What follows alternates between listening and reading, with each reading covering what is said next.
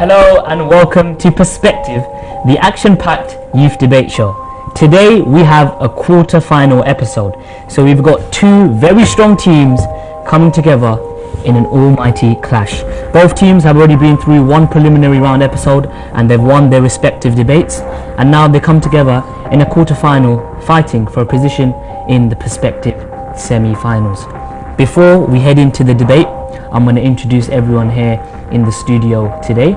So I'm going to start off with the teams. So on the left we have EYC Group 1, who are against today's topic, and on the right we have the Freedom Fighters, who are debating for today's topic. Okay, so I'm going to come to EYC Group 1 first. What I'm going to ask is I'm going to ask each of you to take the mic. We can start off with you, and I want you to say your name, your age, and one interesting fact about you. Hello, my name is Jokabel, I'm 14, and I like art and economics. Okay. Hello, my name is Daniel. I'm 14 years old and I like sports and politics. Thank you. Hello, my name is Raphael and I support my knee. Okay, thank you very much, EYC Group 1. So we have Jokabel, Daniel, and Raphael on that team. Now I'm going to come over to Freedom Fighters. Can I ask you guys to do the same, starting with Abby, person on the far side. Hello, my name is Abi Saeed and I enjoy doing politics and learning about law. Hello, I'm Samir Ahmed and I like debates. My name is Nadira and I really like product design. Thank you very much, Team Freedom Fighters. Okay, so now that we've introduced the teams, let's get introducing the main panel here today, the judges. And now I'm sure they're familiar faces to you, but let's just introduce them yet again. So, closest to me we have Ahmed. He supports Manchester United. He graduated from the London School of Economics, where he studied politics. He's from Iraq and is currently working at a financial services consultancy. Okay, so Ahmed, can you tell me what you're looking for today as a judge in the winning team?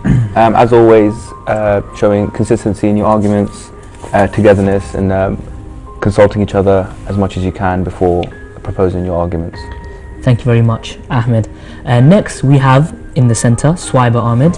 She's 20 years old, just finished A-levels in philosophy, sociology and drama, and she's pursuing a career in acting. Swaiba, can you tell us what you're looking for today in a winning team? Specifically for this debate, I'd like to see some passion, because this is something that affects you guys, and it would be nice to see if you're passionate. Okay, thank you very much, Swaiba. And finally we have Mahmoud. He's aged 22. He's interested in Middle Eastern politics, economy and Islamic history. His occupation, he's a corporate health consultant at one of the leading health consultancies. He holds a degree from the London School of Economics in Government and Economics, as well as a Master's in Development Management. Mahmoud, what are you looking for today in the winning team? So as usual, just make sure when you state a point, whenever possible, whenever appropriate, to back it up with some stats and evidence, if you can. Thank you very much, Mahmoud, and thank you very much to all the judges. Now I'm going to introduce the topic. Today's topic, votes at 16, a very controversial one, affects many of us in this studio today. Some people think that 16 is an age where people might be just too immature to be able to vote, whereas others think that, you know, 16-year-olds, they are affected by what happens in a country and therefore they do deserve the right to vote and decide their future. But enough of me talking about it, let's head over to the contestants. So we're going to enter the first phase of today's show. This is the speech round, and what's going to happen is I'm going to ask each team, each person in the team, to give their short 1 to 2 minute speech, just outlining a few of their points, and once we've done both teams we can move on. So I'd like to start off with Freedom Fighters. Can I ask Abi Saeed, can you give your short 1 to 2 minute speech and then pass it on to the next person? 16-year-olds are denied the chance to influence decisions made by politicians about issues that massively affect their lives. Young people's concerns on issues like tuition fees, living wage and youth services cuts are often ignored. There is a generation of 16-year-olds emerging from the education system that are well equipped to engage and participate in all elections across the UK. Every 16-year-old receiving school education will have complete citizenship classes. This is recent education about the political process and democracy. Young people want to vote. We believe it's time to give them the vote. Thank you very much, Abi Saeed. Samira? I believe that the system is broken.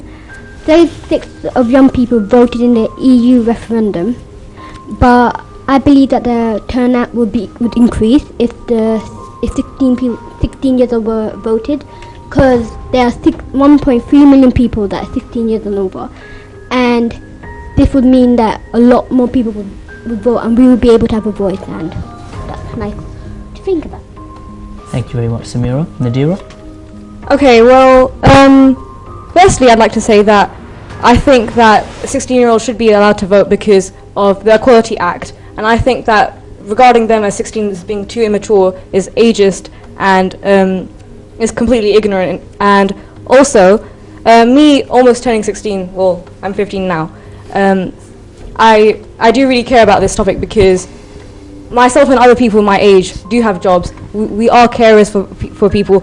People my age do care for people that are disabled and things like that. That may be a minority, but young people do deserve a voice. And I would also like to say that you shouldn't say young people are bad voters. I mean, there's no type of voters that can be allowed. I mean, anybody can vote if they're over 18 and they are registered, right? I'd just like to say that even people who are racist, who are sexist, who are homophobic, and who are completely ignorant can still vote. So I don't really think that 16-year-olds should be disregarded. Thank you very much. We had 3 very, very powerful speeches from the freedom fighters, and now we're going to see what UIC Group 1 have to say. Can I ask Jorkabel to start with your short 1-minute speech and then pass it on, please? I think that 16 years old shouldn't be able to vote because a majority of 16 years olds don't have like a stable mindset. They're still in the kind of part of childhood which we rely on like parents to make responsible decisions for them, because I don't think they are not educated about it in school enough, so they don't experience enough about politics and how to make good decisions.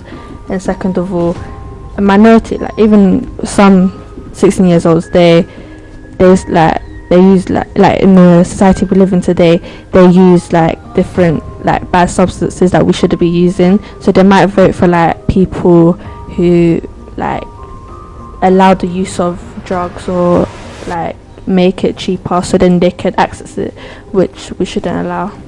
Thank you very much, Jorkabel. Now I'm going to ask Daniel to give his speech. In my opinion, I don't think 16-year-olds should be allowed to vote because of the inexperience they've had throughout their life, especially in our generation in London, where young people murder each other and think it's necessary to carry knives along with them. This now has become too common and therefore shows the responsibility of young people such as teenagers. Thank you very much, Daniel. And finally, Raphael. I think 16-year-olds shouldn't be able to vote because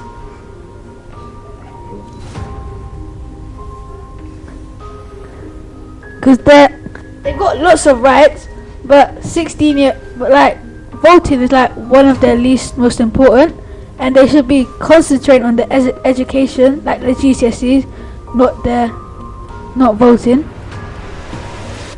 Okay, thank you very much, Raphael.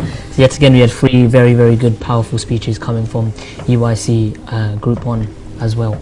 Okay, so we've had all 6 speeches given to us, and we can see some general ideas popping up. 16-year-olds, they're not in a state of mind where they should be able to vote. They should be focusing on their education. But also we see that, many people are allowed to vote who maybe shouldn't be given that right. But therefore, why shouldn't 16-year-olds be allowed to vote? And also, as they were saying, 16-year-olds are in a situation where they've just come out of education, so they do have quite a bit of knowledge. Now, before we head up for the break, I'm just going to come to the judges, and I would just want to ask you, based on what you've seen so far, very briefly, tell me what you think so far. I mean, you can take your time. Go on. Yeah, so pretty impressed with the speeches at the moment. Some passionate arguments, some rational arguments as well. So a good range of opinions. Thank you very much, Ahmed. And now Swiver. Off to a really good start. I can't wait to hear what you all think. Like more of your thoughts on that would be good to hear. Finally, Mahmoud. I can see a lot of personal opinions as well, which is, you know, like Swiver said, the start is very important because could potentially be a very passionate episode. Thank you very much to the judges. So far what we've seen in the opening part of this quarter-final and perspective, the action-packed youth debate show, that both teams are very good, as we can see from the way they gave their speeches. It was very powerful, and both teams do have arguments which are actually, you know, very good arguments. So it looks like it's going to be a very, very enjoyable debate for me and the judges to watch from the sides. So after the break, what we're going to have is we're going to have the second phase of the show, and now what the second phase consists of is both teams actually debating against each other. So what is going to happen is I'm going to ask one team to give an opening statement / argument, and we're going to expect the opposition team to respond and then the original team to counter respond, and we're going to go back and forth until I call an end to that string of debate, and I'm going to start a new one, and I'm going to ask the other team to then come with one of their opening arguments / statements, and we'll expect the other team to respond. So in that phase, what the judges are expecting, guys, is that you come up with good, reasonable arguments. When you're expected to respond, you respond to the argument that was given to you, and make sure that, as Swiper said, you use a lot of evidence and statistics to back up your points, because I'm sure in previous episodes that's what Swiper has given to the contestants as a top tip. So guys, after the break we have the second phase, so we'll catch you after the break.